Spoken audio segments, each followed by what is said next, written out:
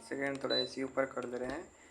ये जो चैप्टर था ये जो चैप्टर था ये जो चैप्टर था ये भारत में यूरोपीय कंपनी का आगमन, तो इसका ये पार्ट 3 है। इसमें अगर इसका सवाल सॉल्व कर दोगे ना इस वीडियो का, तो एकदम कॉन्सेप्ट एकदम मक्खन हो जाएगा। ठीक है, बिल्कुल क्लियर हो जाएगा बचा कुचा जो भी था। आपको तो पता ही है, जो बार्थोलोमियो है वो पुर्तगाली था। ये 1487 में कैप ऑफ गुड होप्स का खोज किया। फिर जो कोलंबस था वो 1492 में जो स्पेन द्वारा स्पॉन्सर था अमेरिका की खोज किया। 1498 में वास्को डी गामा जो पुर्तगाली था वो भारत की खोज किया। फिर से 1642 में तस्मान जो हॉलैंड का था, तस्मानिया न्यूजीलैंड का खोज किया। 1770 में थाला फोरी रीजन कुक ब्रिटेन ऑस्ट्रेलिया का खोज किया। ठीक है, उसके बाद यहाँ पे देखिए, ठीक है, उसके बाद यहाँ पे देखिए, डच खोजकर्ता जो था तस्मान ने तस्मानिया द्वीप की खोज कब किया? तो कैसे याद कराए थे? मान सम्मान कब मिलेगा? जब तुम बेमिसाल काम करोगे। बेमिसाल से क्या याद रखो? 42। बेमिसाल से बेमिसाल तरीके से खोज किया। ठीक है, 1770 में क्या है? 1770 में तो कुक जो था, कुक वो ऑस्ट्रेलिया की खोज किया। ठीक है, फिर से यहाँ पे आइए, कैप ऑफ गुड होप जिसको क्या बोलते हैं? उत्तर मासा अंतरिक्ष। ठीक है ना, जॉन किंग द्वितीय था, इसका नाम बदल के रख दिया था। इसका खोज कौन किया था? तो इसका खोज किया था बार्थोलोमियो जो पुर्तगाली था वो किया था। अब सर कैसे याद रखेंगे कब किया था? तो ये 1487 या 1488 में किया था। कैसे याद रखेंगे? तो 88 से याद कराए थे हम, 88 से 88 अब यहीं से क्या करेगा पुर्तगाली मियाँ? भ्रष्टाचार करेगा। अब यहीं से क्या करेगा पुर्तगाली मियाँ? भ्रष्टाचार करेगा। ठीक है, उसके बाद जो आपको पता है कि कोलंबस ने कब खोज किया था? 1492 में। तो इसको स्पॉन्सर कौन किया था? कोलंबस को अमेरिका की खोज किया स्पेन। बात कर क्या? फिर से आपको ये पूछेगा 1509 में दीव का युद्ध हुआ, बोला ना, 9 से 9 ड्यूज। उस समय गुजरात का सुल्तान कौन था? गुजरात का सुल्तान अहमद शाह, मुजफ्फर शाह, महमूद बेगरा, बहादुर शाह। तो उस समय गुजरात का सुल्तान था महमूद बेगरा, जिसका नाम है मोहम्मद शाह प्रथम। कैसे याद रखेंगे ये चीज़ को सर? तो इस चीज़ को ऐसे याद रखो कि बेगरा ने जहाज का बेड़ा लगा के द्वीप का युद्ध किया। जो बेगरा था ये बहुत जहाज का बेड़ा लगा दिया, द्वीप का युद्ध किया, लेकिन फिर भी इसमें किसका विजय हुआ? पोर्टुगीज का विजय हुआ। हारने के बाद भी लेकिन ये द्वीप को नहीं दिया।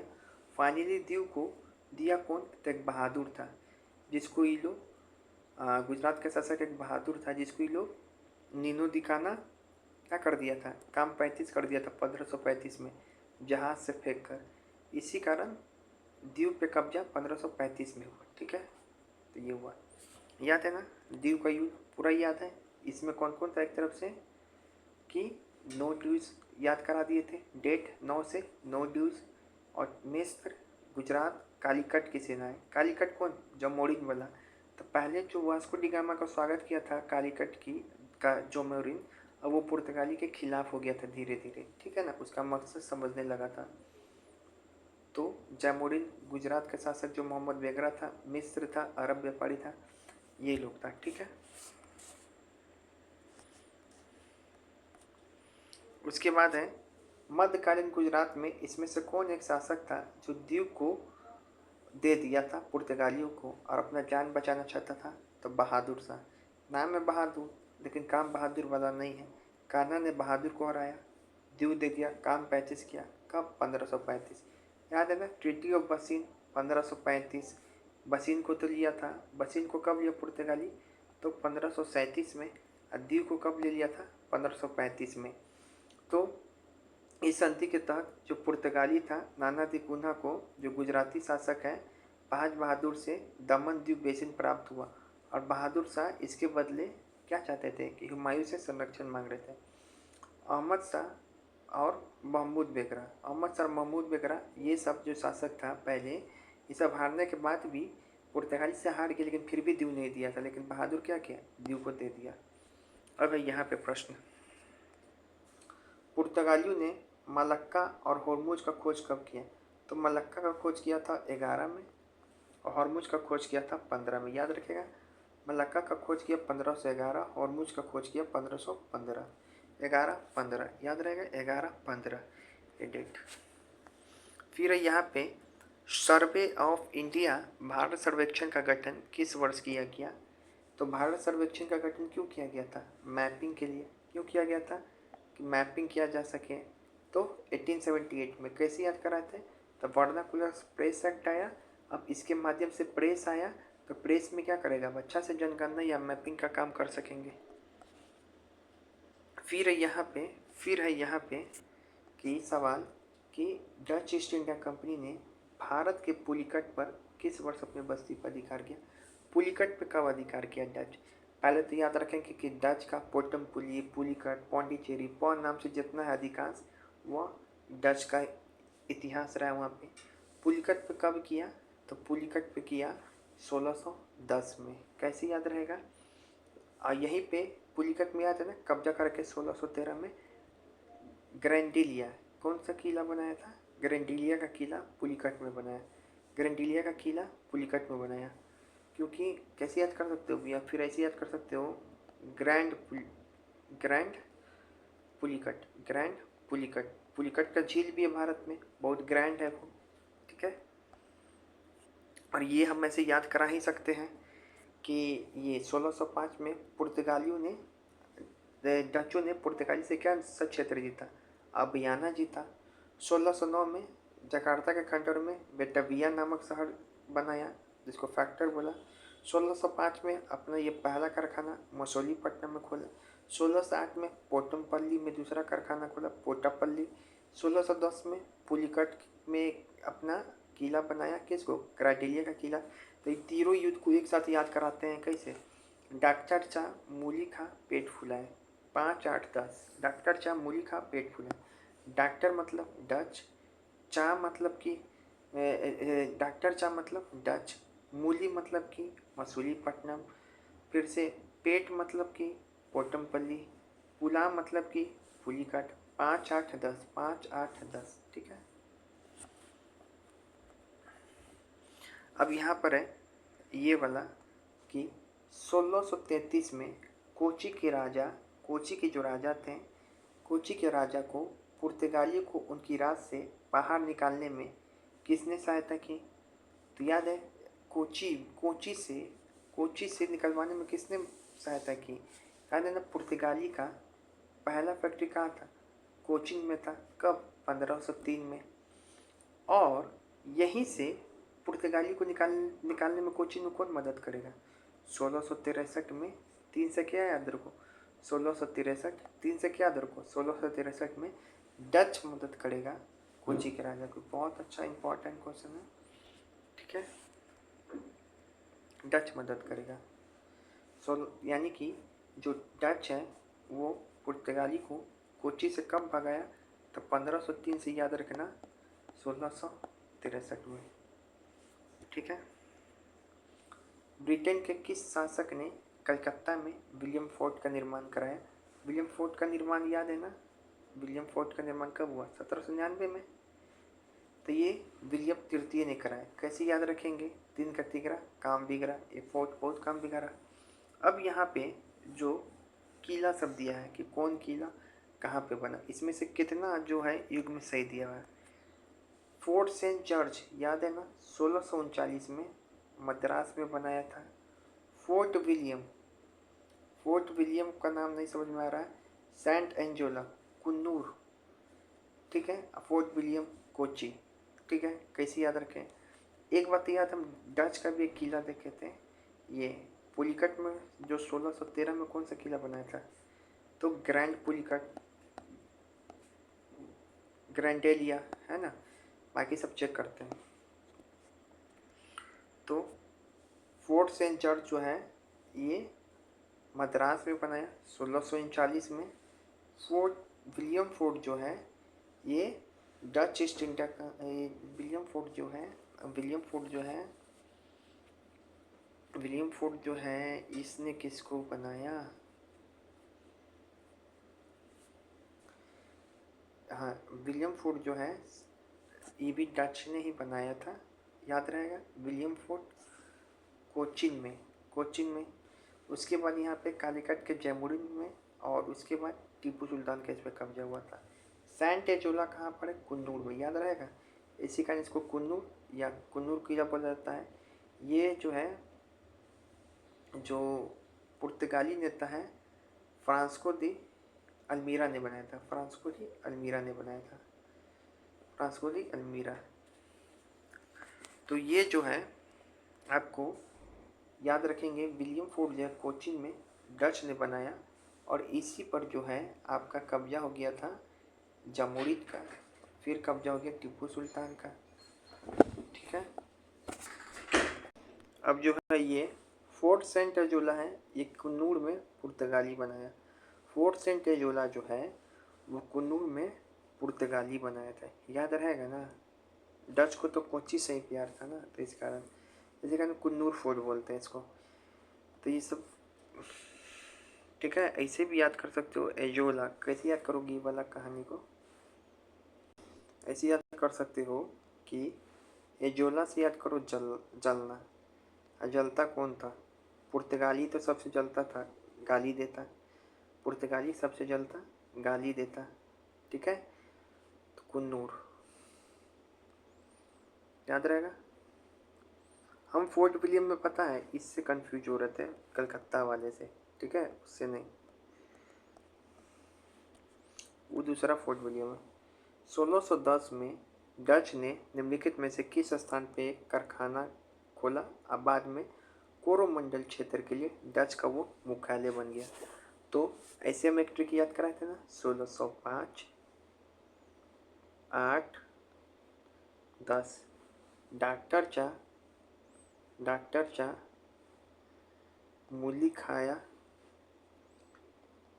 पेट फूला। तो 10 कहाँ पर है? पुलिकट है। 8 कहाँ पर है? पोतमपल्ली है। यहाँ क्या? मसूलीपट्टनम। यही जो है बाद में पहले मालाबार का क्षेत्र बना था, बाद में ये पुलिकट है, कोरोमंडल क्षेत्र के लिए हेडिंग ऑफिस के रूप में काम करने लगा। और दूसरी बात याद रखना है, ये जो इसी पुलिकट में क्या किया था, इसी पुलिकट में क्या बताया था आपको? ग्रैंड पुलिकट। क्या बताया था? एक चीज़, ग्रैंड पुलिकट नाम का पुलिकट जो है, ग्रैंडेलिया नाम का किला बनाया यहीं पे डच। ठीक है, यहाँ तो किया। तमिलनाडु में ग्रैंडेलिया किले का निर्माण किसने कराया? इस बार के आईबी में पूछा हुआ, देखो कितना अच्छा है। तो क्या बताए थे? ग्रैंड पुलिकट। किसने कराया था पुलिकट पे? तो जितना भी पौ नाम से अधिकांश जो जगह है वो सब पे किसका कब्जा है? डच का ना। कब किया था? 1610। उसके बाद है किस वर्ष डच ईस्ट इंडिया कंपनी ने पटना में अपना कारखाना बनाया? पटना में कब बनाया था? 32 में। हुगली में कब बनाया? हुगली में 1651 में। अब जो है यहाँ पे आपको बताना है कोची की कहानी।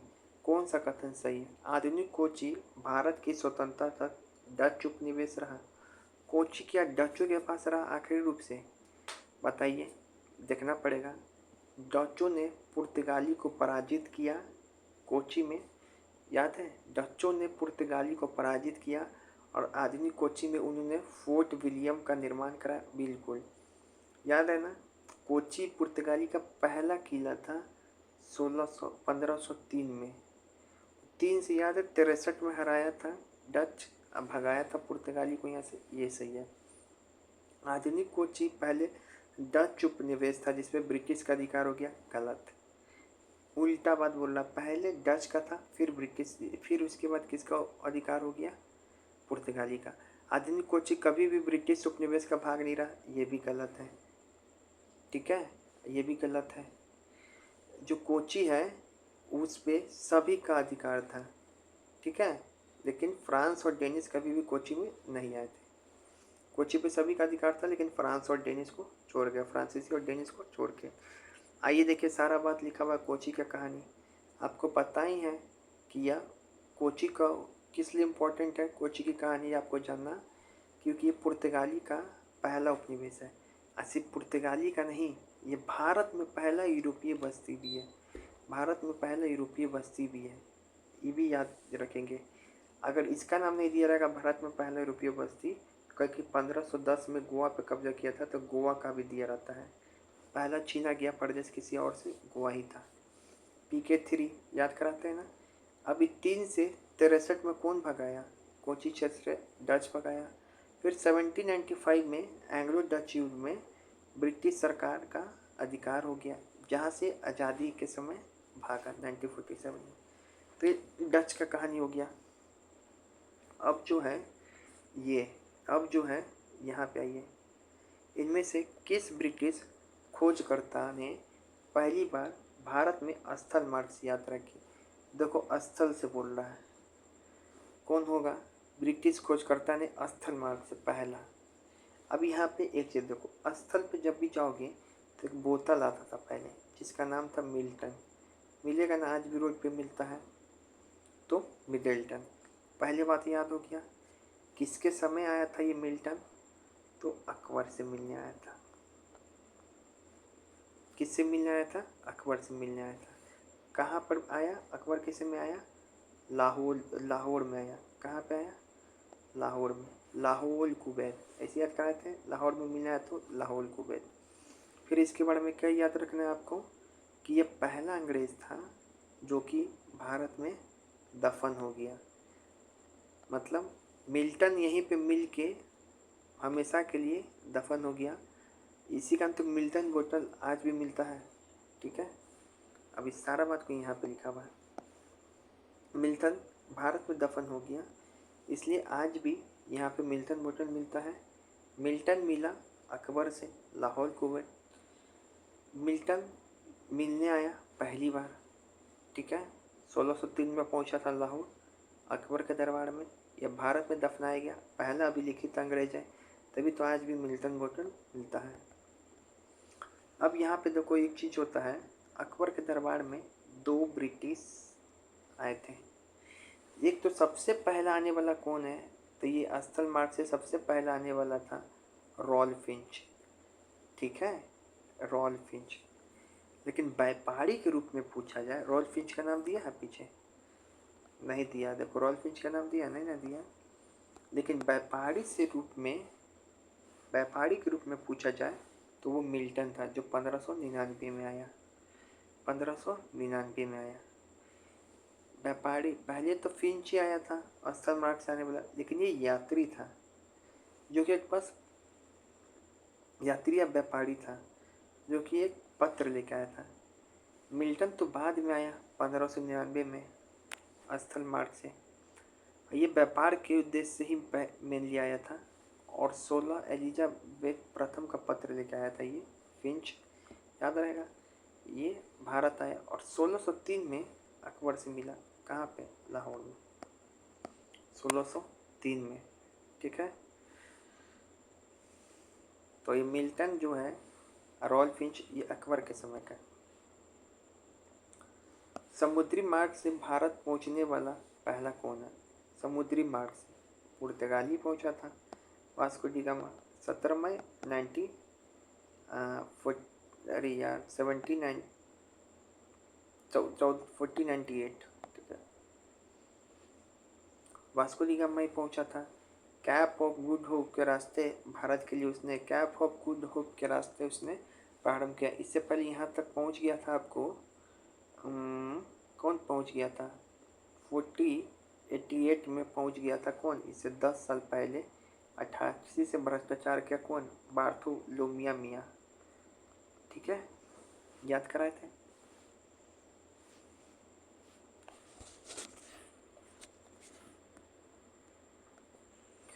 सोलह सौ में किस अंग्रेज रानी ने पूर्व भारत को एक चार्टर प्रदान किया? उससे पूर्व के साथ एकाधिकार का व्यापार प्राप्त हुआ। मतलब चार्टर कौन जारी किया था?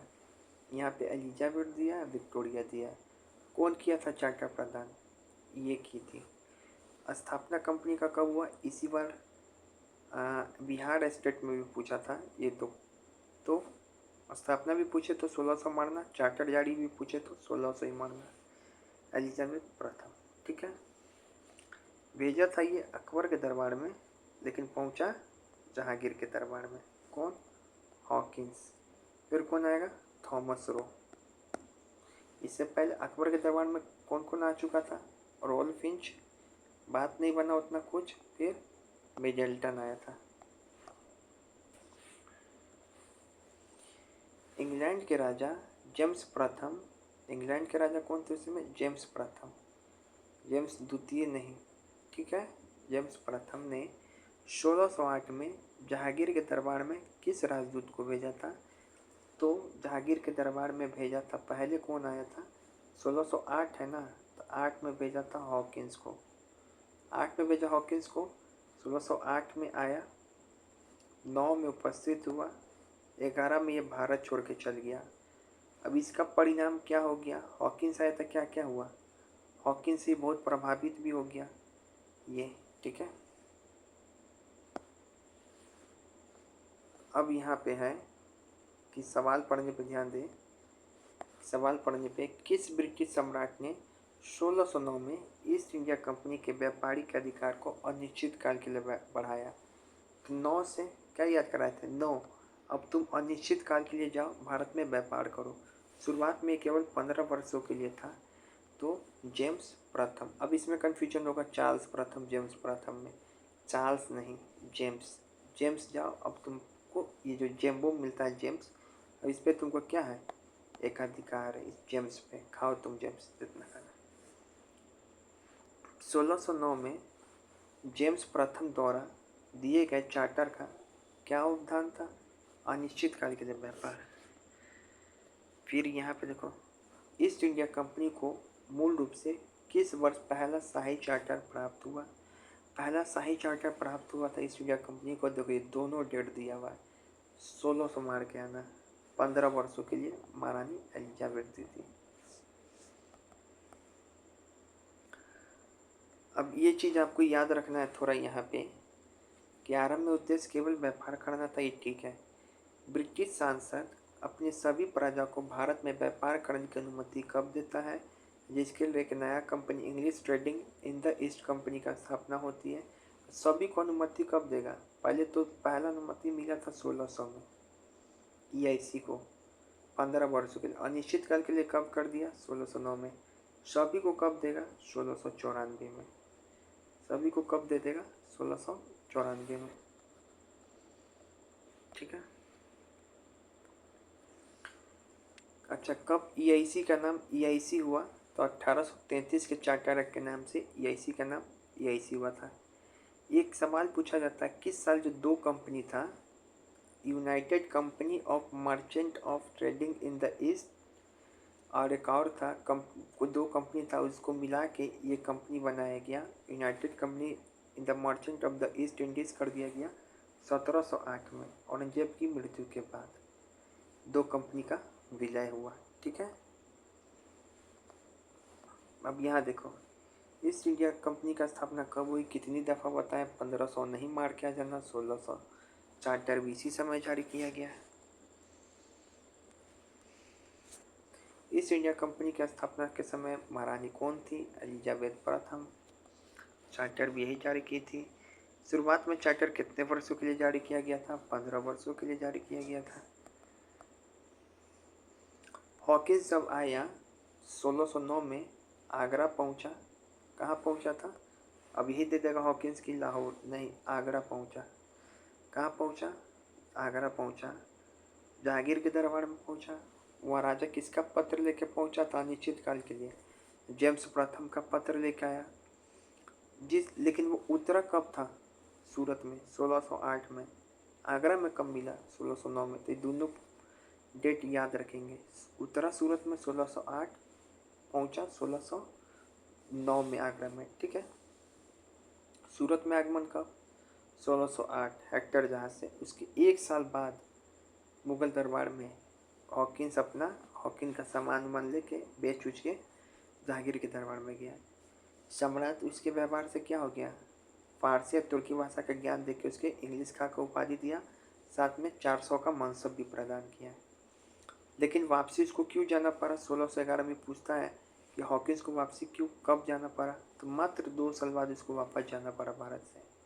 इसी कारण में जाना पड़ा क्योंकि दरबार में विरोध और षड्यंत्र के कारण उसको आगरा वापस जाना पड़ा। इसके खिलाफ षड्यंत्र होने लगा, जलने लगा।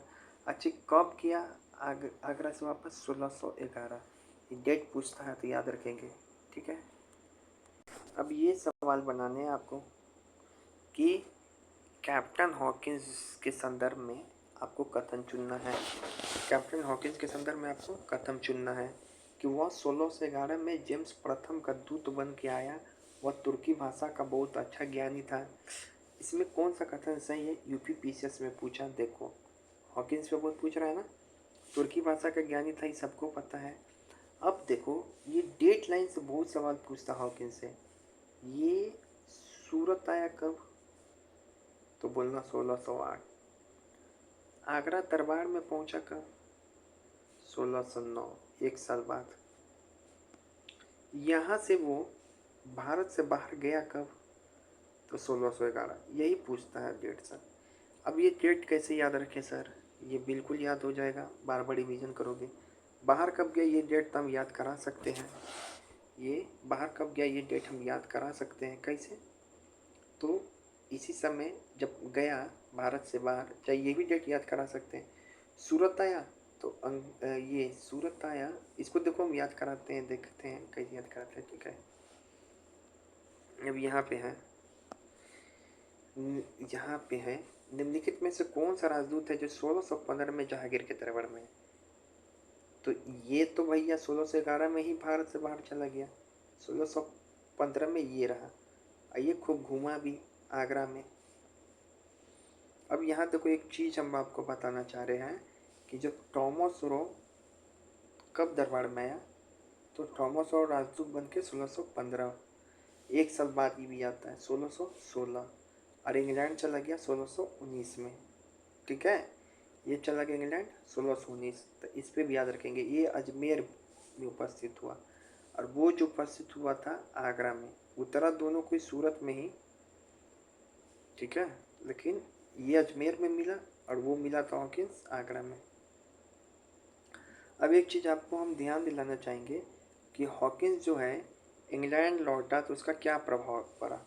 सबसे पहली बात 1611 में तो इंग्लैंड लौट गया, उसका क्या प्रभाव पड़ा, तो उसका 2 प्रभाव पड़ा।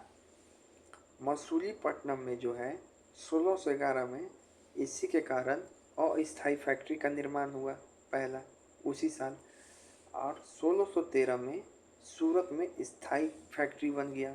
तो ये हॉकिंस का 2 परिणाम हुआ। जिस साल गया उस साल मसूलीपट्टनम में एक अस्थायी कंपनी बना, और उसके बाद 1613 में सूरत में, याद रहेगा 1113। अब 1515 में क्या हुआ था, तो हारमुज और मलक्का पे पुर्तगाली का अधिकार हुआ था। अब ये कथन जो है आपको यूजीसी नेट का पेपर है, आपको याद कर लेना है। राजरोहन के बाद जहांगीर ने मेवाड़ पे नियंत्रण को और अधिक मजबूत करने का प्रयास किया। कैसे, तो जहांगीर ने राजकुमार परवेज को मेवाड़ के राणा के विरुद्ध किया। जहांगीर ने तुझके जागरी में मेवाड़ के राणा के द्वारा अधीनता स्वीकार करने का उल्लेख किया है। बिल्कुल, मेवाड़ के राणा अमर सिंह ने अपने पुत्र करण सिंह को मुगल दरबार में भेजने हेतु सहमति व्यक्त किया, ये भी सही है। करण सिंह को जहांगीर द्वारा एक ये मनसब प्रदान किया गया, ऐसा कुछ नहीं है। जहांगीर ने मेवाड़ राज के साथ वैवाहिक संबंध किया नहीं, ठीक है, ये भी सी केवल सही है।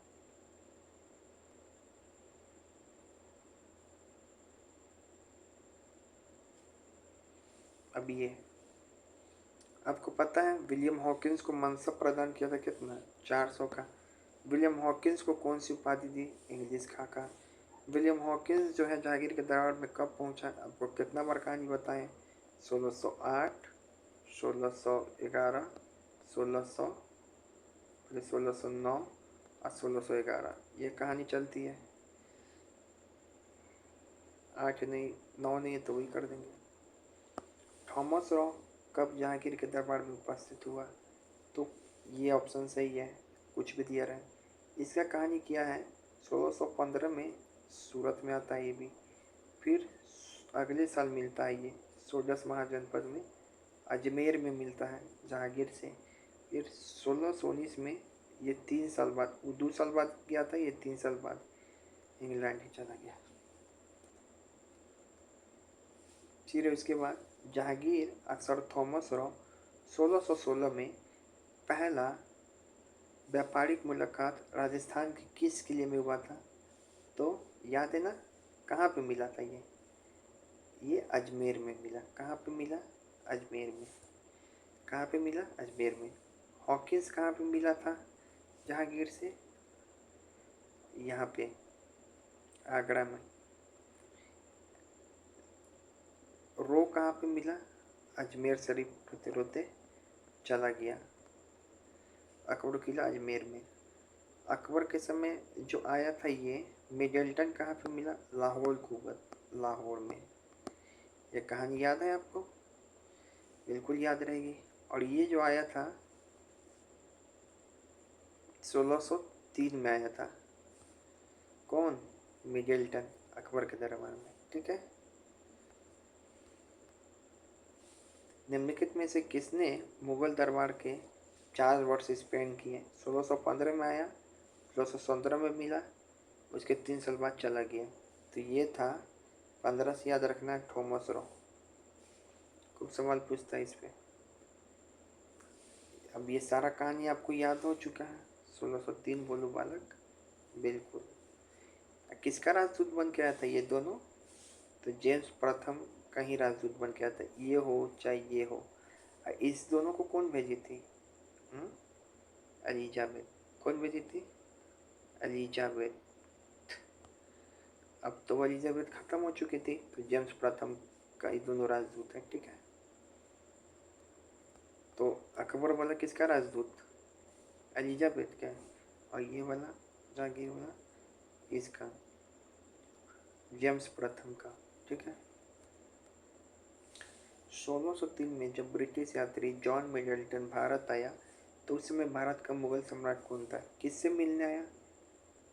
अकबर से। याद है ना? कहाँ पे? लाहौर कुवत, लाहौर में। ठीक है, इस सब बात दिया हुआ है। जॉन मिडल्टन की यात्रा का मुख्य उद्देश्य क्या था? तो विशेष अधिकार प्राप्त करना इसका था। कौन भेजी थी इसको? एलिजाबेथ। जॉन मिडल्टन मुगल सम्राट को किस ब्रिटिश शासक का पत्र सौंपने आया था? तो जो मिडल्टन हो, या फिर आपका एक और था जिसका नाम क्या था? फिंच। फिंच पहले आया, मिडल्टन बाद में आया। दोनों आए किसके समय? अकबर के समय। किसका आया था? तो ए से देखो अकबर, ए से याद रखो एलिजाबेथ फर्स्ट।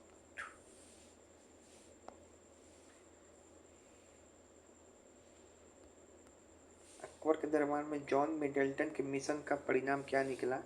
तो ये लोग पूर्ण रूप से सफल नहीं हो पाया। मिडल्टन पूर्ण रूप से सफल नहीं हो पाया क्योंकि षड्यंत्र का शिकार बन गया पुर्तगाली के समय।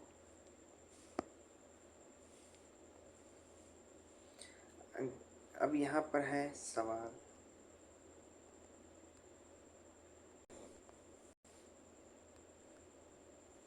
अंग्रेजों ने भारत में अपना पहला प्रेसिडेंसी कहाँ स्थापित किया था?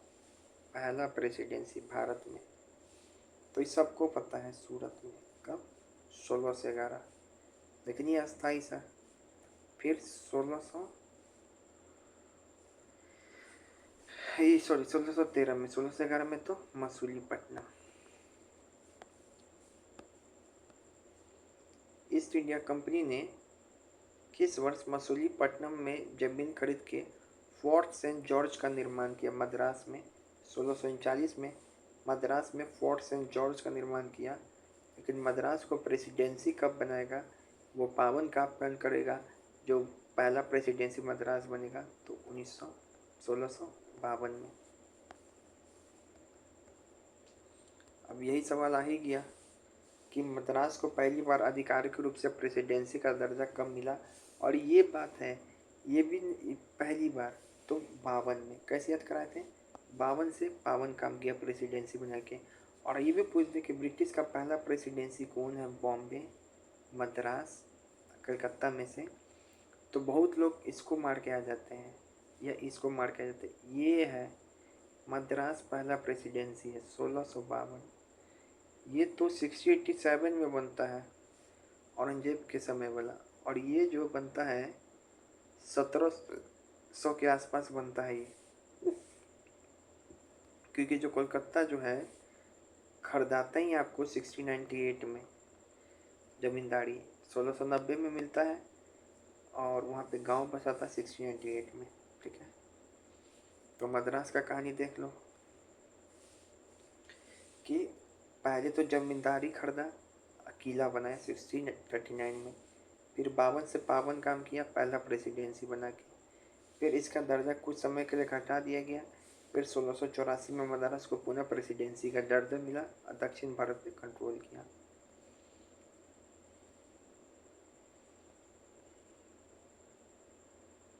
अब यहाँ पर है वर्तमान में कलकत्ता का गठन 1690 में किन 3 गांव के मिला के बाद बताए थे? 1690 से निब्बा, कलकत्ता, गोविंदपुर, सूतानाटी। 1690 में क्या हुआ था कि जॉब चारनाक द्वारा कलकत्ता शहर का नींव रखी गई और इसके द्वारा विकसित किया गया। 1699 में क्या हुआ? ये प्रेसिडेंसी के रूप में घोषित हुआ। ठीक है, 1600 में फोर्ट विलियम की शुरुआत हुई। 1699 में इसको प्रेसिडेंसी बनाया गया। राजधानी कब बनाया गया? तो वारेन हेस्टिंग बनाया गया 1772 में। 72 में बोले कि राजधानी कब बना? 1772 में 1911 तक। अब कलकत्ता पे कब्जा करने की कहानी क्या है तो देख लो एक बार। 1690 में सबसे पहले जो जॉब चारनाक था हुगली के पूर्वी तट पे सूतानदी गांव को एक केंद्र बनाया।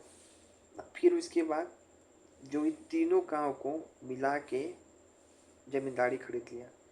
90 में वो को, 98 में तीनों को। फिर उसके बाद फोर्ट विलियम बनाया यहाँ पे। फिर उसको 1699 में इसको प्रेसिडेंसी शहर का दर्जा दिलवाया। फिर उसके बाद 1756 में प्लासी के तहत, 1757 में प्लासी के तहत। फिर उसके बाद बक्सर उक्सर हुआ। फिर 1772 में क्या किया कि राजधानी जो है बंगाल की पुरानी राजधानी मुर्शिदाबाद ये से मुख्यालय बनाया। राजस्व बोर्ड बंगाल कर दिया। और 1772 का ही ये घटना है, मुर्शिदाबाद ये सभी कर दिया। इसी समय राजधानी भी तो बनाया था, है कि नहीं? 1773 के रेगुलेटिंग एक्ट के तहत कोलकाता को ब्रिटिश भारत के प्रशासनिक मुख्यालय और ब्रिटिश भारत के प्रशासनिक मुख्यालय बनाए 1773 के रेगुलेटिंग एक्ट से। सर्वोच्च केंद्र बना दिया। तो रेगुलेटिंग एक्ट से पहले ये सब काम कर दिया था वारेन हेस्टिंग कि राजधानी जो है मुर्शिदाबाद बनाया। ठीक है, और मुख्य न्यायालय राजस्व बोर्ड कलकत्ता स्थानांतरित कर दिया। ये ऐसे हम लोग कब्जा करते करते कलकत्ता प्रेसिडेंसी बना, राजधानी बना। बॉम्बे प्रेसिडेंसी कब बना आपको पता ही है, 1687 में बना। बॉम्बे प्रेसिडेंसी कब बना? 1687 में।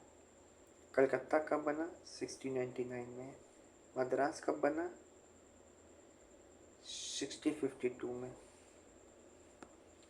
पुर्तगाल ने बॉम्बे को इंग्लैंड के राजा चार्ल्स द्वितीय से किस रूप में सौंपा गया? तो वो चार्ल्स द्वितीय का नाम यहाँ आता है, ये नहीं कि जेम्स प्रथम का नाम कर देना। ठीक है ना, दहेज के रूप में सौंपा गया था 1661 में। चार्ल्स द्वितीय ने बॉम्बे को ब्रिटिश ईस्ट इंडिया कंपनी को कितना वार्षिक पॉइंट पे दिया था? 10 पॉइंट पे दिया था, 10 वार्षिक पॉइंट पे दिया था। बॉम्बे प्रेसिडेंसी का गठन पहले पश्चिम भारत के अंग्रेजी पहले मुख्यालय के रूप में कहाँ हुई थी? बॉम्बे प्रेसिडेंसी, सूरत। ठीक है, ये पश्चिम भारत का पहला था। बॉम्बे प्रेसिडेंसी का कहानी सुन लो। दहेज के रूप में, एक साथ दहेज के रूप में प्राप्त हुआ 1661 में। किराए पे दिया 1668 में, ठीक है। 10 बिलियन वार्षिक पाउंड पे कौन दिया? चार्ल्स द्वितीय, जिसका विवाह पुर्तगाली रानी कैथरीन से हुआ था। और प्रेसिडेंसी बना 1687। याद रहेगा 61, 68, 1687 ये तीनों डेट 12th बुक में भी दिया हुआ है आपके। अंग्रेजों के खिलाफ युद्ध करने वाला पहला मुगल शासक कौन था? बीपीएससी में पूछा। हम मार के आ गए थे युद्ध करने वाला में, ये क्या नाम है, शाहजहां को, समझे। तो हम एग्जाम में मार के आ गए थे शाहजहां को। लेकिन एक पता है यूनिक फैक्ट क्या है? जो आपका शाहजहां है, इससे तो कभी ब्रिटिश का पंगा हुआ ही नहीं। जो अकबर है, इससे भी ब्रिटिश का पंगा नहीं हुआ। अकबर से क्यों नहीं हुआ आपको तो पता ही है, क्योंकि व्यापार शुरुआती होता है अकबर के बाद जहांगीर के समय। इसके समय तो दो आया था, एक तो था मिल्टन, एक था फिंच। पहले फिंच आया, फिर मिल्टन आया। मिल्टन आया 1603 में। तो क्या जहांगीर के समय पंगा हुआ? नहीं, जहांगीर के समय भी नहीं हुआ। क्यों? इसके समय आता हॉकिंस, थॉमस रो, इसको तो माना ही, ऐसे घूम उम के गया। बच रहा था शाहजहां। तो मुझे लग रहा था पुर्तगाली कोई इसका पंगा हुआ था पुर्तगाली से।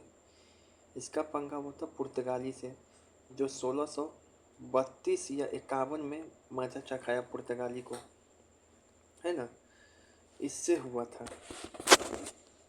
तो फिर किससे पंगा हुआ? तो औरंगजेब से पंगा हुआ था ब्रिटिश का। वो भी कब? 1686 में।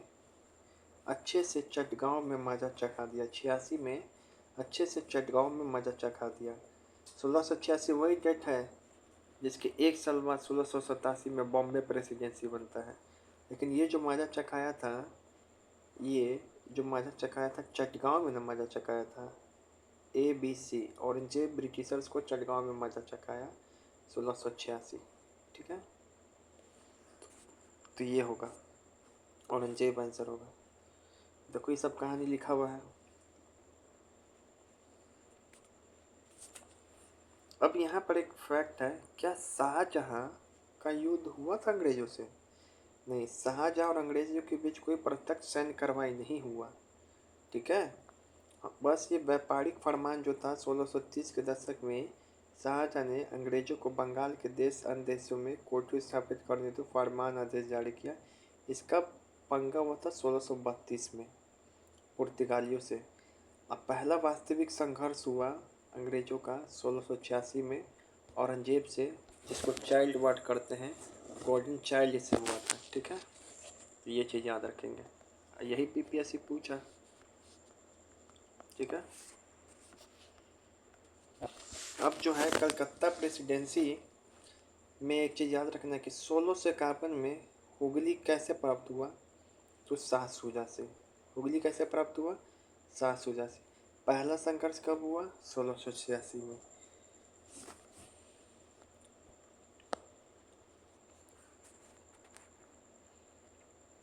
सिक्सटीन 1698 में तो आती है, 3 गांव को मिला के जमींदारी खरीदा जॉब चरनाक ने।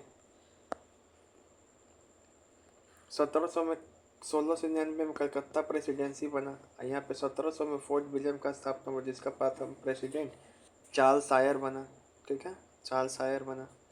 अब है पौंडीचेरी की कहानी। क्या है? पौंडीचेरी की कहानी के बारे में आपको बताना है कि पौंडीचेरी पुर्तगाली सबसे पहले यूरोपीय थे जो 16वीं सदी में यहाँ पे व्यापारिक गतिविधियाँ शुरू की थी। लोग स्थानीय शासकों के विरोध के कारण उन्हें यहाँ से पीछे हटना पड़ा। बोलो, ऐसे तो हम और नाम से जितना पढ़ाए हैं, पुलिकत हो, कोतमपल्ली हो, ये सब डच केंद्र है। पहले पौंडीचेरी भी डच का हिस्सा रहा है, लेकिन सबसे पहले पुर्तगाली, बहुत से पुर्तगाली सबसे पहले पौंडीचेरी पहुंचने वाला यही था। 16वीं सदी में पहुंच गया था पुर्तगाली, लेकिन स्थानीय शासकों के विरोध के कारण इसको यहाँ से हटना पड़ा। पौंडीचेरी में मेन काम करेगा फ्रांसीसी कंपनी। फ्रांसीसी ईस्ट इंडिया कंपनी ने वहाँ का जो अधिकारी था फ्रांसवा मार्टिन, वो क्या किया, बीजापुर के एक सुल्तान थे, बीजापुर के सुल्तान के अधीन वलीकोंडमपुरा के किलेदार से अनुमति लेके 1674 में यहाँ पे एक पक्की बस्ती बनाई। बिल्कुल, ये डेट बहुत इंपॉर्टेंट है। पौंडीचेरी मेनली किसके अंदर रहेगा, फ्रांसीसी के अंदर। उसका स्थापना यहाँ पे फ्रांसीसी मार्टिन करता है बीजापुर के सुल्तान की सहायता से 1674 में। डच ईस्ट इंडिया कंपनी ने 1693 में पौंडीचेरी पे कब्जा किया। बिल्कुल, अब डच जो है 1693 में कब्जा किया, जिसे 1697 में रिजविक के संधि के तहत वापस फ्रांसीसी को दे दिया। पुर्तगाली से या फ्रांस के पास, फ्रांस से डच के पास, फिर चला गया फ्रांस के पास, ये भी सही है। चौथा, डच को बचा नहीं Pondicherry. British east India company ने कर्नाटक युद्ध के दौरान 1761 में फ्रांसीसियों से जीता, लेकिन बाद में पेरिस के संधि के तहत फिर से पौंडीचेरी को 1763 में देना पड़ा। ये बिल्कुल सही है। पौंडीचेरी मुख्यालय बनने से पहले क्या हुआ था कि ये पहले इसके 100 साल बाद क्या हुआ कि इसके 100 साल स्थापना करने के बाद ये छीन लिया था 1761 में अंग्रेज कर्नाटक युद्ध में, लेकिन पेरिस के संधि के तहत पुनः पौंडीचेरी देना पड़ा किसको, फ्रांस को। यानी बेटा पौंडीचेरी पे सभी का अधिकार रह चुका है। सभी चारों कथन सही है, PBI, ठीक है।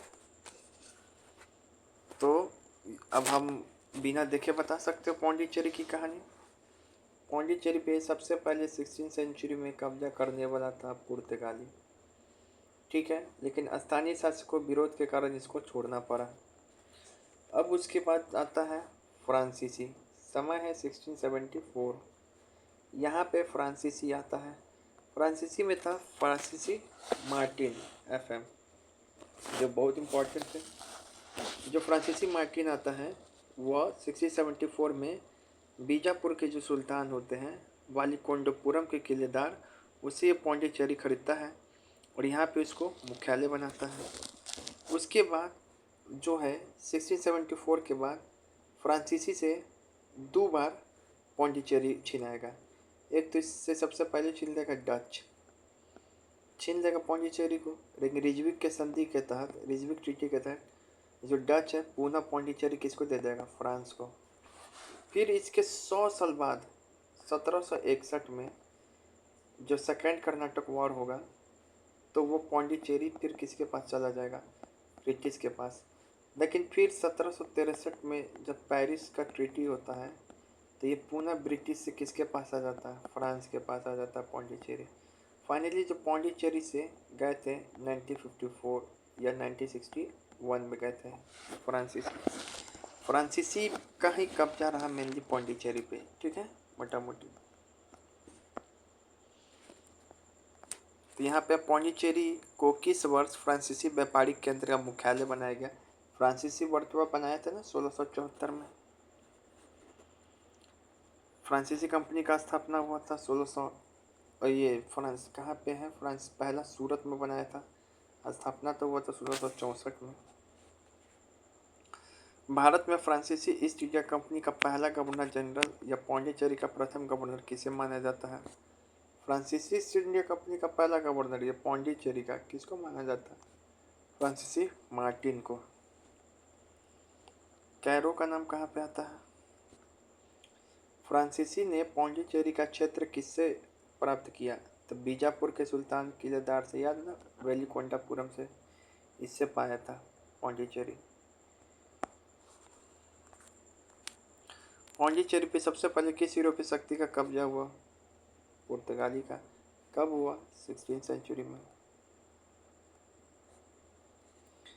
पुर्तगाली के बाद 17वीं सेंचुरी की शुरुआत में पौंडीचेरी में अपना वस्त्र कटाई कोठी किसने खोली, पुर्तगाली के बाद। तो पुर्तगाली के बाद कौन आया था वहाँ पे, फ्रांसीसी तो आ गया, जो कि बीजापुर के सुल्तान के अधीन था। किस यूरोपीय देश ने पौंडीचेरी को अपना मुख्यालय बनाया, 1954 तक रहा। मुख्यालय बनाया था 1674 में और रहा 1954 तक। फ्रांस।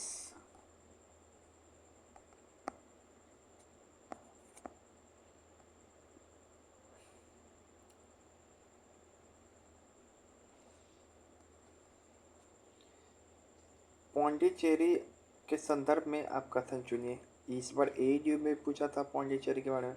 पौंडीचेरी पे कब्जा करने वाला पहला यूरोपीय शक्ति पुर्तगाली था। प से पुर्तगाली, प से पौंडीचेरी। पौंडीचेरी का कब्जा करने वाला दूसरा यूरोपीय शक्ति फ्रांसीसी था। ये नहीं, ये इस पे दूसरा कब्जा किया था डेनिस। देखो यहाँ पे भी तो क्वेश्चन दिया हुआ था, पहला ही कथन केवल सही है।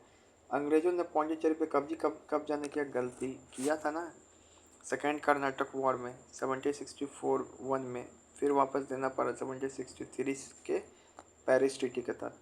देखो पुर्तगाली के बाद डेनमार्क आया था पौंडीचेरी पे। पहले पुर्तगाली आया, फिर डेनमार्क आया, उसके बाद फिर आया था फ्रांस, फिर आया डच, फिर इससे चीना, ब्रिटिश, फिर आ गया फ्रांस।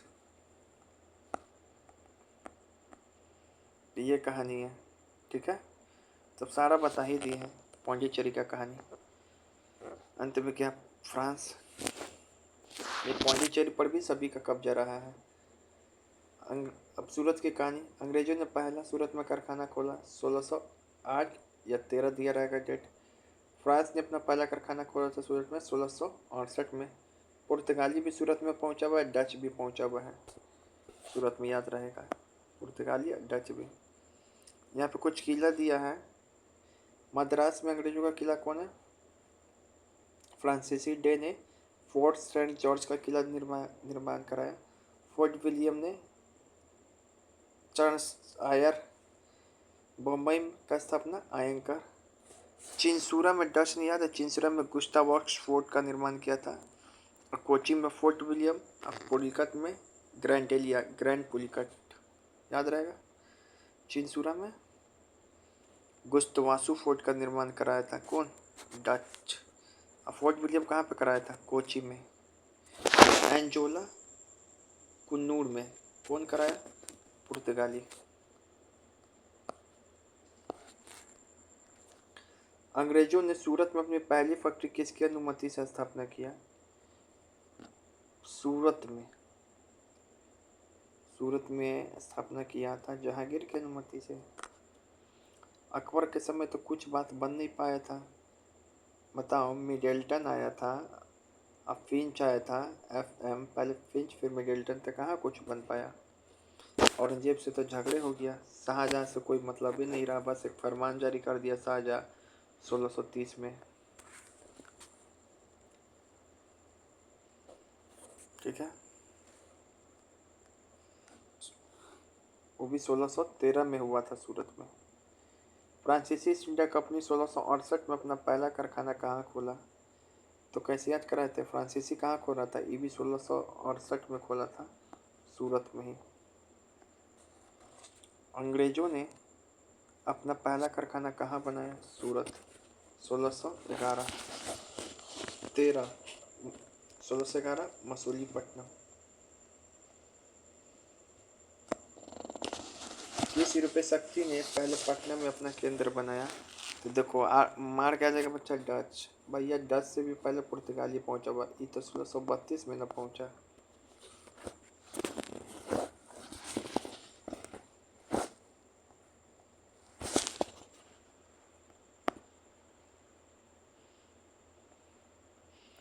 पुर्तगाली आए थे यहाँ पे सोडा के लिए, ठीक है। किस यूरोपीय शक्ति ने सबसे पहले भारत में व्यापारिक केंद्र स्थापना की? तो सबको पता है, पुर्तगाली, सबको पता है।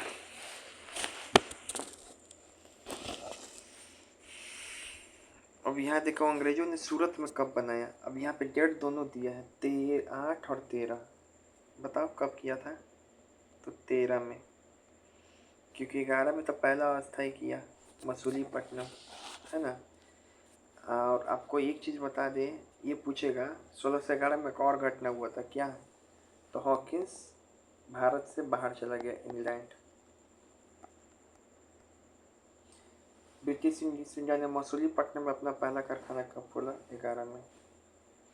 1605 में कौन खोला था? डच खोला था मसूलीपट्टनम में, DM5। मसूलीपट्टनम में किसी रुपये से ने अपना पहला कारखाना खोला, DM5 डच। फ्रांसीसी ने अपना पहला 1668 में, अंग्रेजों ने अपना पहला 1613 में सूरत में, अंग्रेजों ने दक्षिण भारत में अपना पहला कारखाना मसूलीपट्टनम में, डेनमार्क ने 1620 में तंजोर त्रैम्बकोर के पास डेनमार्क का। पहली डेनिश ईस्ट इंडिया कंपनी का परिचालन किस वर्ष हुआ? डेनिश में 100 से बताएं 16 महाजनपद, 1616।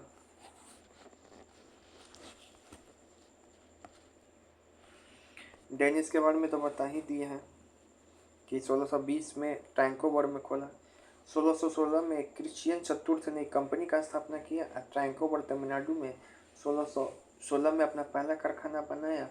अब बंगाल के श्रीरामपुर में 1676 में अपना दूसरा कारखाना बनाया। उसके बाद जो डेनिश है अपना सारा सामान ब्रिटिशर्स को बाहर सौंप के भारत से बाहर चला गया।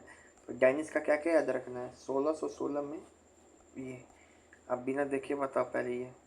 डचों ने भारत में अपना पहला कारखाना का मछली तो याद ही हो गया।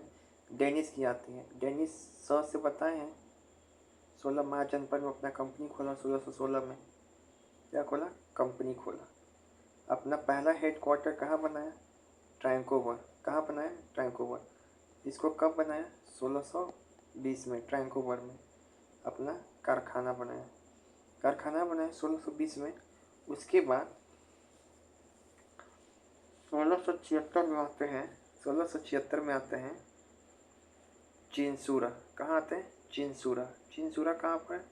बंगाल में, वहाँ पर आया। भारत में आने वाली यूरोपीय कंपनी का सही क्रम क्या है? तो सही क्रम क्या है आपको पहले बता दिए। पहले आता है पुर्तगाल, फिर आता है ब्रिटिश डच, फिर आता है अंग्रेज, PDB DF, ठीक है। PDF मतलब बीच में केवल B आ जाता है। PDF आने का क्रम क्या है? PDF, ठीक है। कब आता है? ये 1498 में आया। डच कब आया? 1602 में आया। अंग्रेज कब आया? 1608 में आया। कौन आता है 1608 में? हॉकिंस आता है, ऐसे याद रखो। डेनिश कब आया? 1616 में। ई कब आया? 1664 में। स्थापना, कंपनी का स्थापना का क्रम क्या है? तो हम लोग याद करते हैं ना आने का क्रम, PDF में यहाँ पे कैसे याद करते हैं यार? PDF में कैसे याद करते हैं?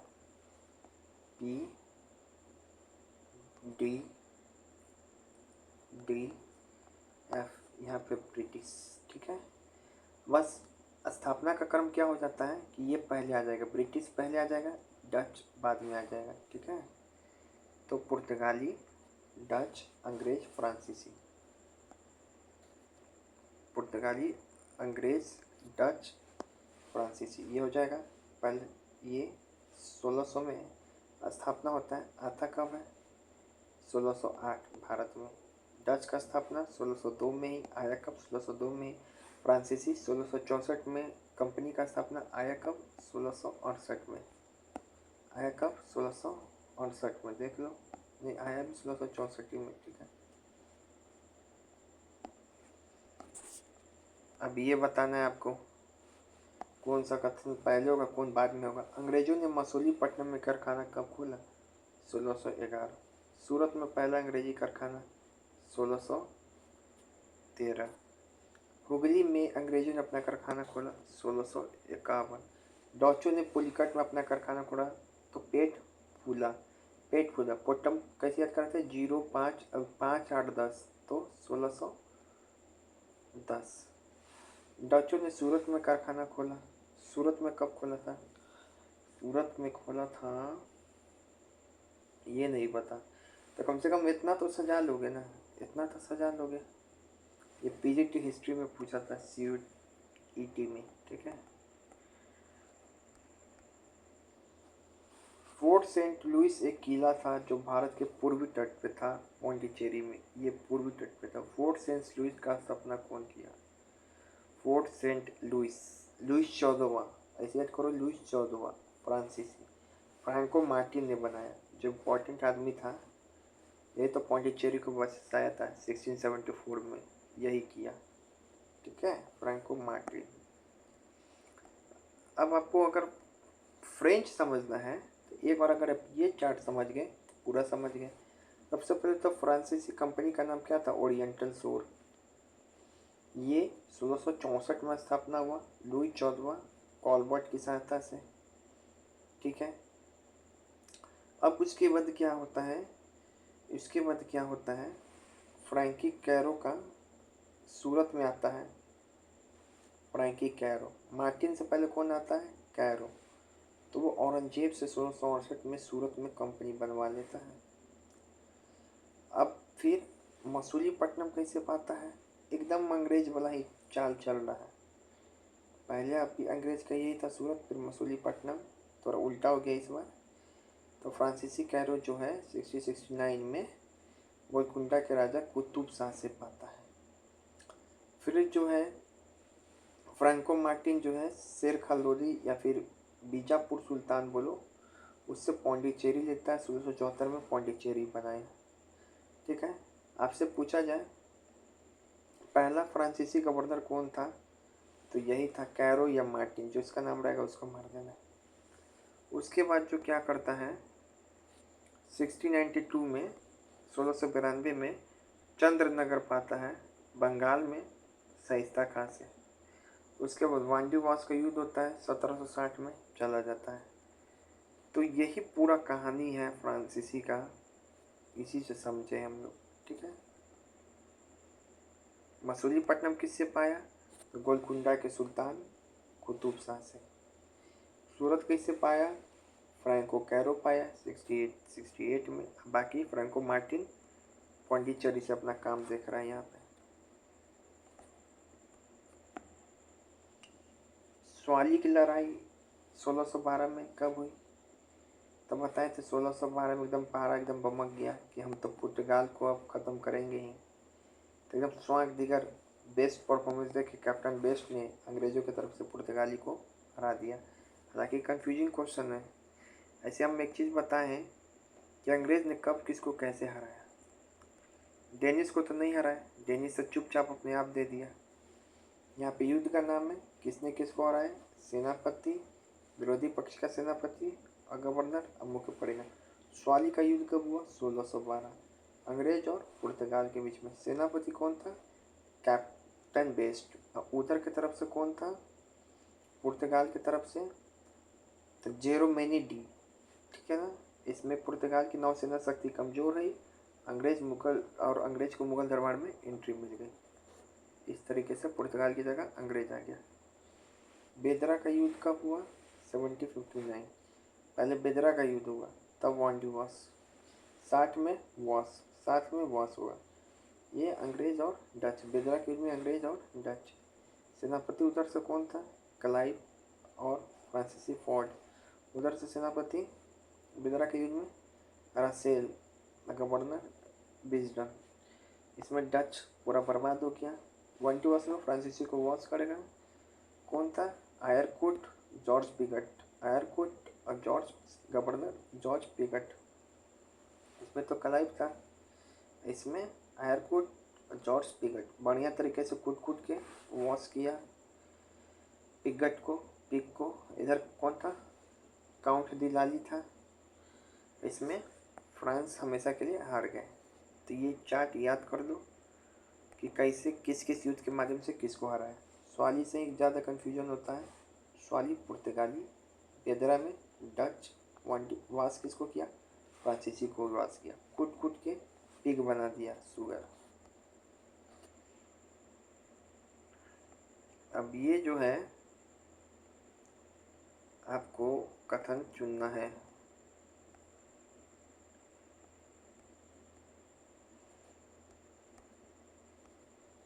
सत्रहवीं शताब्दी के दौरान डच ईस्ट इंडिया कंपनी और पुर्तगाली साम्राज्य के मध्य एशियाई व्यापारिक प्रभुत्व और भू राजस्व वर्चस्व के लिए हुए संघर्ष।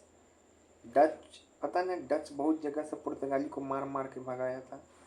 अब उसके लिए जो मध्य एशिया में संघर्ष हुआ वो बताया जा रहा है। इसमें से कौन सा कथन सही है?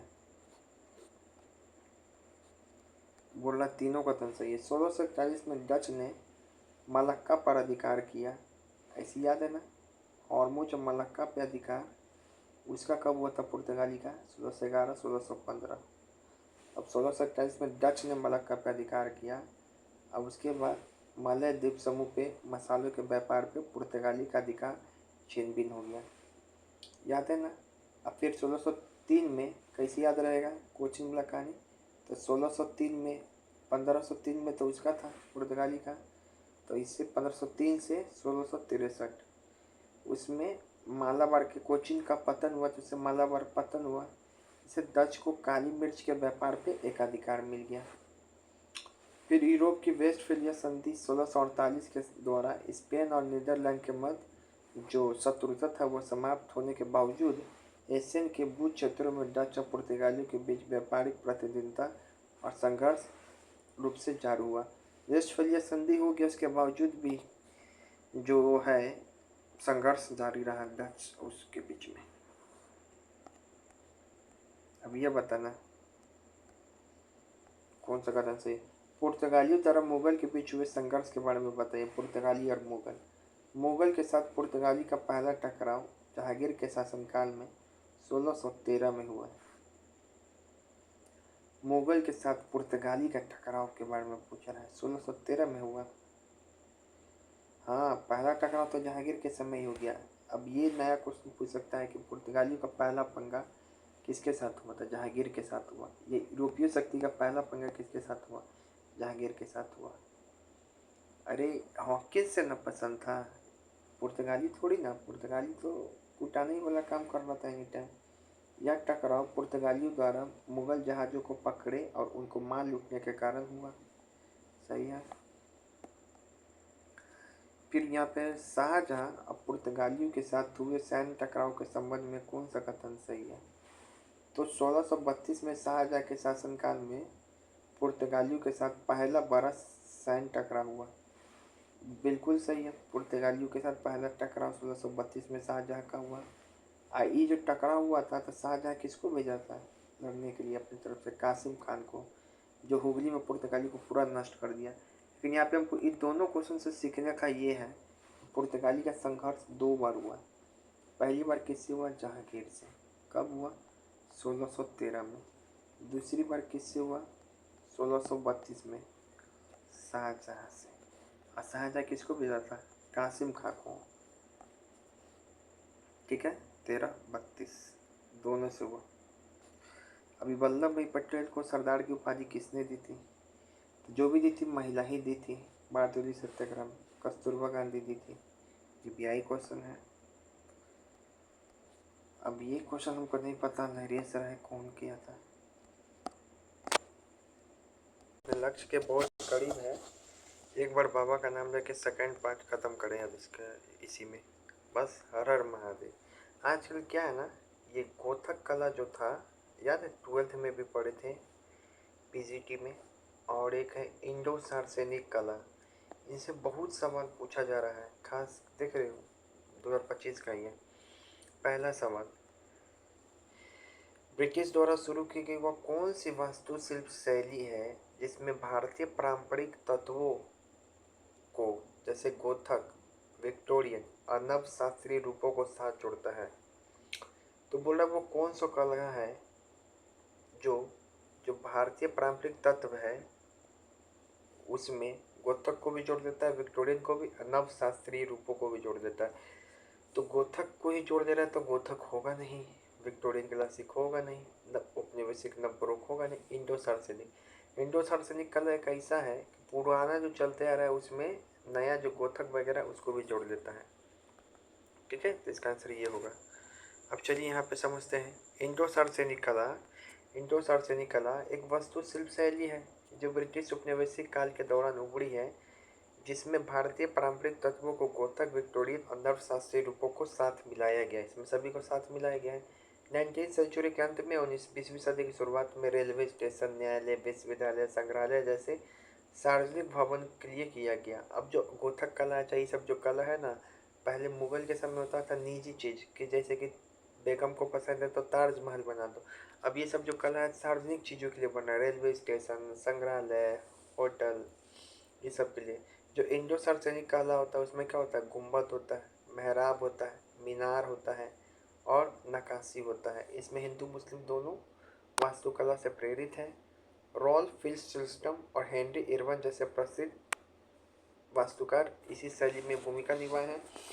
इंडो सार्वजनिक कला का प्रमुख एग्जाम्पल सब क्या है, जैसे विक्टोरिया मेमोरियल कलकत्ता वाला, फिर मद्रास हाई कोर्ट, फिर गेटवे ऑफ बॉम्बे, फिर ताज होटल जो बनाया गया था। ये सब कहाँ पे, गेटवे ऑफ बॉम्बे गुजराती शैली बोलते हैं ना, इसको इंडो सार्वजनिक शैली भी बोलते हैं।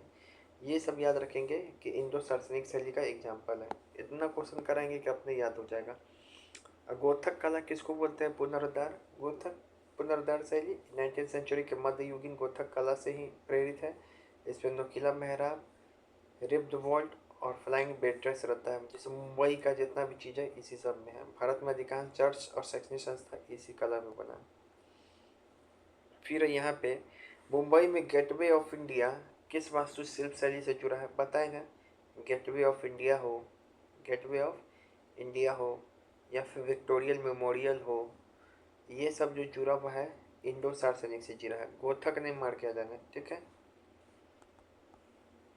फिर है यहाँ पे कि भारत में इंडो गोथक स्थापत्य शैली पाई जाती है किस में, तो गोथक किस में पाई जाती है, मुंबई में बताए थे ना।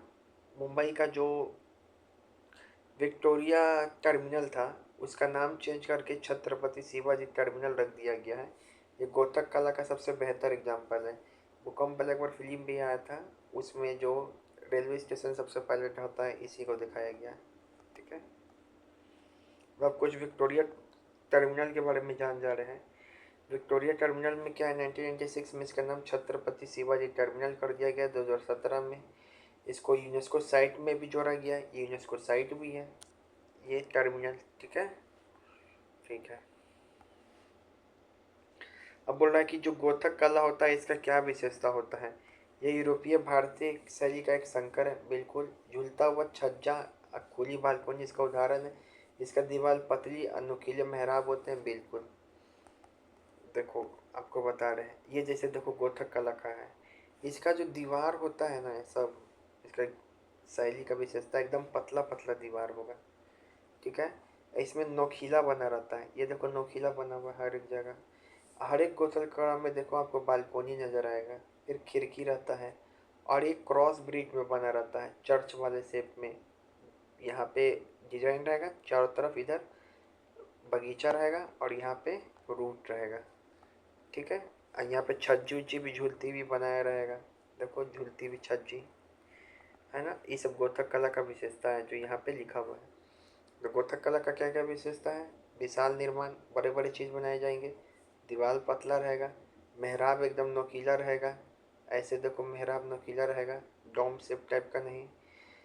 डोम शेप में कर्व था इस्लामी युग में, लेकिन अब मेहराब नोकीला बनने लगा। विशाल खिड़की बनेगा, क्रॉसफिट फाइट भूमि योजना में बनेगा, इससे क्रॉस टाइप में बनेगा, ठीक है। कोई भी स्टाइल गोथक कला का, ये सब भी देखो गोथक कला है, ये भी गोथक कला है।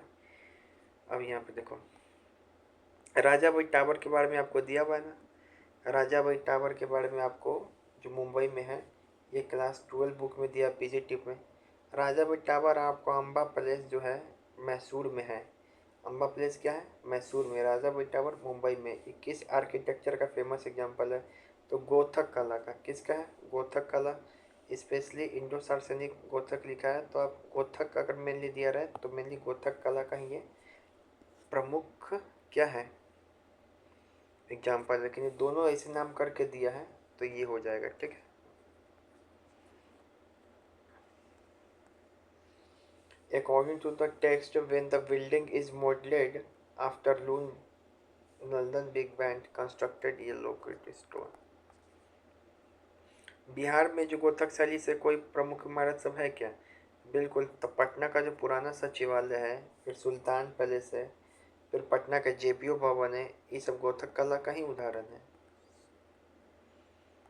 अब यह यहाँ पे निम्नलिखित में से कौन सा भारत में इंडो गोथिक वास्तुकला का एक प्रमुख उदाहरण है? सबसे प्रमुख उदाहरण तो यही है, छत्रपति शिवाजी वस्तु संग्रहालय, जिस जो पूर्व में प्रिंस ऑफ वेल्स म्यूजियम है, ये है गोथक कला का। ठीक है, फिर और क्या क्या है? छत्रपति शिवाजी टर्मिनल, राजा भाई टावर, ये सब गोथक कला का एग्जाम्पल है, इसको याद भी रखें, 12th बुक में भी दिया हुआ है।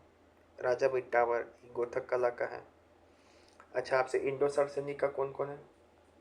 तो विक्टोरियल मेमोरियल, गेटवे ऑफ इंडिया, फिर गेटवे ऑफ इंडिया, और कौन था? ताज होटल जो जमशेदजी टाटा बनाए हैं। अब ये बहुत इंपॉर्टेंट एग्जांपल है कि विक्टोरियल मेमोरियल जो है किस कला का उदाहरण है। आदमी आ जाएगा सीधे गोथक मार के कलकत्ता वाला, नहीं, इंडो सरसैनिक का बहुत बेहतरीन एग्जांपल है। ये हो गया, चाहे गेटवे ऑफ इंडिया हो गया, सब 12th बुक में दिया हुआ आपके। इंडो सरसैनिक, ये इंडो सरसैनिक है, देख रहा है इसका डोम, गोथक में कर्व बना रहता है, इसका देखो विक्टोरियल मेमोरियल में डोम सब बना हुआ है, इंडो सरसैनिक का उदाहरण है। जो विक्टोरियल मेमोरियल है कलकत्ता में बिल्ट हुआ, इंडो सरसैनिक का है, combines with the British and Mughal architecture element. ये बिल्ट हुआ था 6 से 25 के बीच में, 6 से 21 के बीच में, 1906 से 21 के बीच में। Commentary queen Victoria, 25 year of region in India, 25 साल होने पे। It serve boat as a culture and large it हो गया। आर्किटेक्ट कौन था? आर्किटेक्ट कौन था इसमें? William Emerson. Style Indo Saracenic. फिर यहाँ पे मुंबई में जो सचिवालय है, मुंबई में विश्वविद्यालय है, उच्च न्यायालय है, ये सब जो किस स्टाइल में था आपको पता है? गोथक में है। जितना भी सार्वजनिक पैलेस था गोथक में, मुंबई वाला सब, राजा भाई टावर, चाहिए सब गोथक में। बम्बई यूनिवर्सिटी हॉल के निर्माण के लिए किस अमीर पारसी व्यापारी ने पैसा दिया था? तो सर कावस जहांगीर रेड्डी ने दिया था। प्रेमचंद तो राजभाई टावर के लिए दिया था। यूनिवर्सिटी लाइब्रेरी में जो राजभाई टावर है, क्लॉक टावर पहले नाम था, ये किसके नाम पर रखा गया? तब प्रेम राय चंद की माँ के नाम पर रखा गया, क्योंकि ये पैसा दिए थे राजभाई टावर। ये भी गोथक कला का एग्जाम्पल है। अंग्रेजों के अनुसार गोथक शैली क्या थी? भारतीयों को पसंद आ रही थी। क्यों आ रही थी? तो क्योंकि उनका मानना था कि यूरोपीय शैली के कारण मुंबई में मॉडर्नाइजेशन होगा। ऐसे हुआ ही बाद में भी, जैसे विक्टोरियन टर्मिनल था ना मुंबई वाला, CTCS बन गया बाद में, Chhatrapati Shivaji terminal UNESCO site भी है। बहुत सवाल पूछा जा रहा था, तो गोथक शैली भारतीयों को पसंद आ रहा था, ये बात याद रखेंगे, क्योंकि इसको ये आधुनिकता का प्रतीक मानते थे। ठीक है, सबसे फेमस कौन है गोथक का एग्जाम्पल? तो ये the gateway of India, विक्टोरियल terminal, सबसे प्रमुख यही है, और सब भी था। मुंबई विश्वविद्यालय में जो लाइब्रेरी घंटाघर था, राजा भाई टावर, किसके नाम पर रखा गया था? प्रेमचंद की माँ के नाम पे। मुंबई में नव गोथक शैली का सबसे बेहतरीन उदाहरण रेलवे स्टेशन कौन है? Shivaji terminal, विक्टोरियल terminal. Lord Wellesley ने कलकत्ता मिनट औपचारिक आदेश कब जारी किया? तो बताए थे, 3 मिनट फोकस करके सुन लो। कलकत्ता मिनट जारी कर रहा है 1803 में। किसके लिए किया था? तो नगर नियोजन से ही इसका भी संबंधित था। लॉटरी कमेटी कब लाया? तो वेलेस्ली लाया। आम जनता से इसमें पैसा लेके लॉटरी कमेटी ला रहा था शहर प्लानिंग के लिए। 17 से खतरा लॉटरी खेलने पे, नगर नियोजन पे, ये तो याद कर ही दिए हैं। अब जो यहाँ पे स्पेक्ट्रम जो आपका बुक है, इसका सवाल सब है। पहला सवाल है, पुर्तगाल के शासक मैनुअल प्रथम, पुर्तगाल के शासक कौन थे? मैनुअल प्रथम ने स्वयं को अरब और फारस के भारत के साथ व्यापार का मालिक किस वर्ष घोषित किया?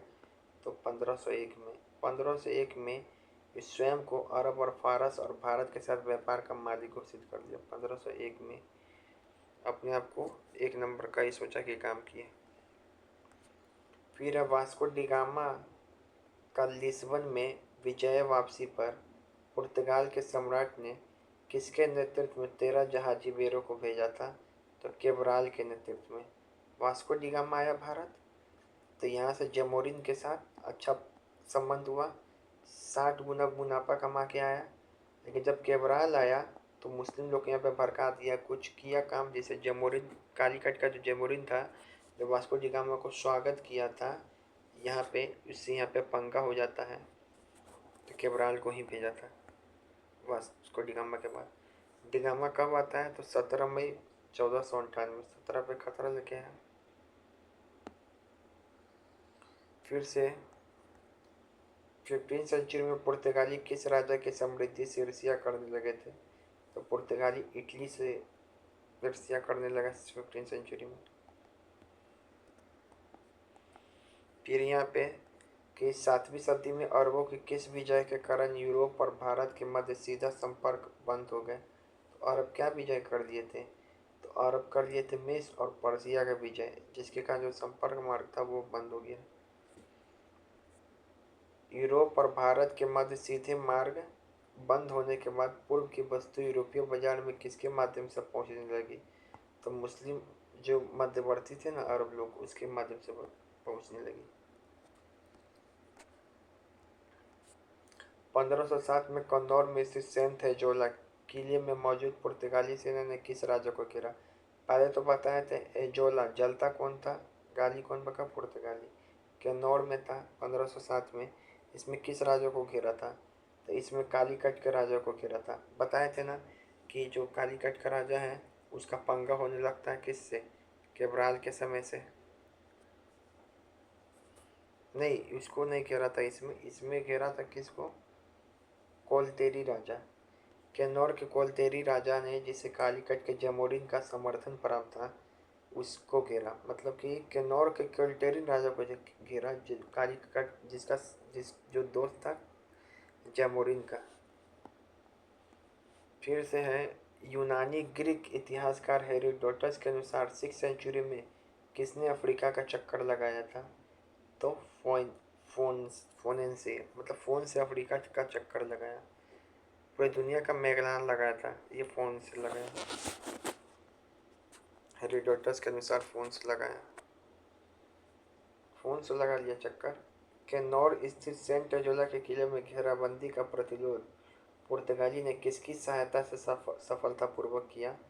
तो एजोला में जो घेराबंदी किया किसकी सहायता से किया था? तो सोकोत्रा से पुर्तगाली जहाज के एक बेरों के द्वारा। कोलतेरी राजा जो था उसका घेराबंदी किया। ठीक है। 1506 में कुंदूर में किसके बीच लड़ाई लड़ा गया? तो कुंदूर का लड़ाई किसके साथ लड़ा गया? कालीकट के जैमुरिन और पुर्तगाली का नौसेना। इसके बाद ही तो 1507 में इसके कोलतेरी राजा को घेर लिया था उस किला में। कुन्नूर का युद्ध लड़ा गया पुर्तगाली और कालीकट जैमुरिन। बताइए वही जैमुरिन है जो वास्को डी गामा का 1498 में स्वागत किया था, लेकिन इसके बाद सारा संबंध जैमुरिन से बिगड़ने लगा।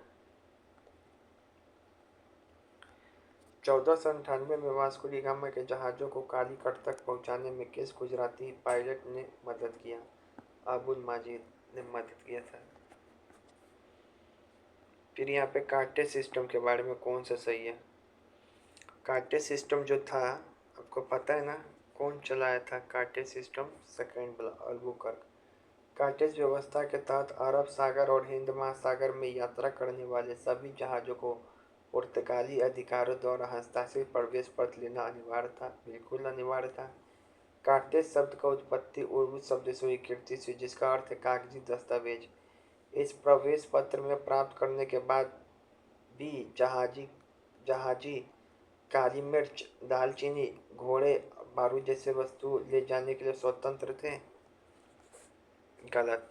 अगर ये कार्टे सिस्टम प्रवेश पत्र तुम प्राप्त कर भी लिया, लेकिन इसमें साफ साफ लिखा था कि तुम ये सिस्टम प्राप्त कर भी लिए कि तुम यहाँ से जहाज ले जा सकते हो हिंद महासागर से, लेकिन कुछ चीज़ तुम नहीं ले जा सकते थे। काली मिर्च, दालचीनी, घोड़े, बारूद जैसी चीज़ कार्टेज प्राप्त करने के बाद भी तुम नहीं ले जा सकते थे, भले पुर्तगाली से ये चीज़ तुम समर्थन प्राप्त कर लिए थे फिर भी तो नहीं।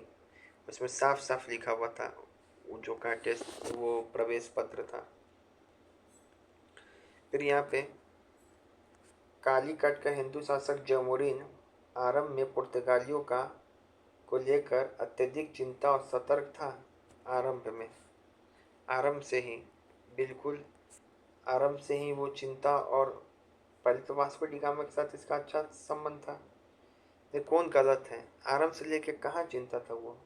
वास्को डी गामा के साथ इतना अच्छा दोस्ती था, केवराल के समय से ना बात बिगड़ने लगा। वास्को डी गामा का तो स्वागत भी किया था जमड़ी, तो ये हो जाएगा गलत। पुर्तगाली ने कोचीन और कालीकट के आपसी शत्रुता का लाभ उठाकर कोचीन राज्य के मालवर क्षेत्र में अपना पहला किला बनाया। बिल्कुल, जो पुर्तगाली है कोचीन में अपना पहला किला कैसे बनाया? तो कोचीन और कालीकट में ना आपसी में नहीं पड़ता था, इसी का फायदा उठा के, तो ये सही है। गलत बोल रहा है चुनने के लिए, तो तीसरा भी गलत है। 1502 में वास्को डी गामा ने जमोरिन से मांग की थी कि कालीकट के व्यापार पे पुर्तगाली को एक अधिकार दिया जाए, जिसे जमोरिन ने स्वीकार कर दिया था।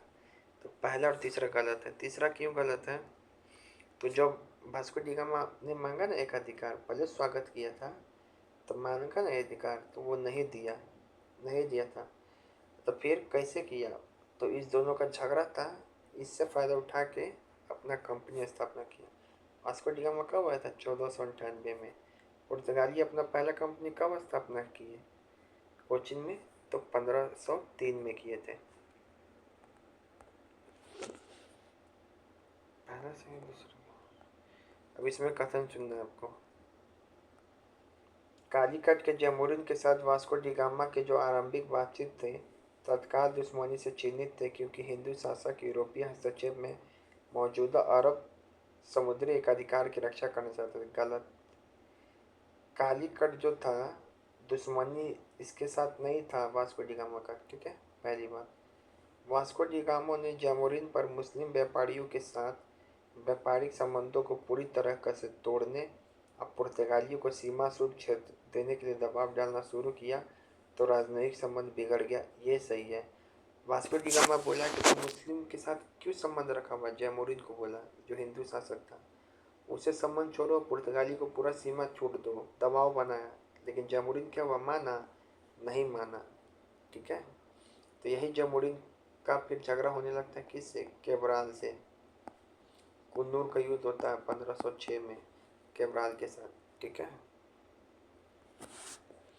सब दिया हुआ है।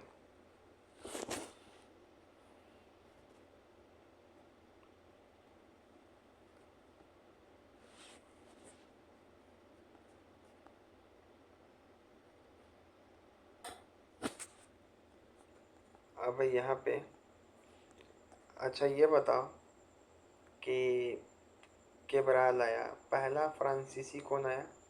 तो कैरो आया। कैरो के बाद कौन आया था? तो फ्रांसीसी मार्टिन आया था। अब पहला पुर्तगाली कौन आया? वास्को डी गामा आया। फिर कौन आया? केवराल आया, ठीक है। चलो, जब तक आप समुद्री प्रभुत्व रखते हैं आप भारत में नियंत्रण रखेंगे। जब तक समुद्र पर कंट्रोल आप भारत पे कंट्रोल रखेंगे। कथन किसका है? ये किसी अभी यूपी फीचर्स एग्जाम में भी पूछा था। अल्मीरा, फ्रांस दी अल्मीरा। अब कैसे याद रखेंगे? तो अल्मीरा ने ही ब्लू वाटर पॉलिसी चलाया था, जो पहला गवर्नर है अल्मीरा। पहले कौन आया था? Vasco D gamma. फिर कौन आया? केवराल। फिर कौन आया? अल्मीरा। फिर कौन आया? अल्बुकॉर्क। फिर कौन आया? निनो दी काना, ठीक है। तो ब्लू वाटर पॉलिसी कौन चलाया था? अल्मीरा। कैसे याद कराते थे? ब्लू दीवान। कौन है? ब्लू दीवान, जो दीव का युद्ध भी किया। तो ब्लू, मेरा जो अल्मीरा है, अल्मीरा हो गया या फिर दीवान पलंग हो गया, दोनों कौन कलर का है? ब्लू कलर का। तो ब्लू वाटर पॉलिसी कौन चलाया था? यही। तो समुद्र पर अधिकार वाला भी बात कौन बोलेगा? यही बोलेगा ना।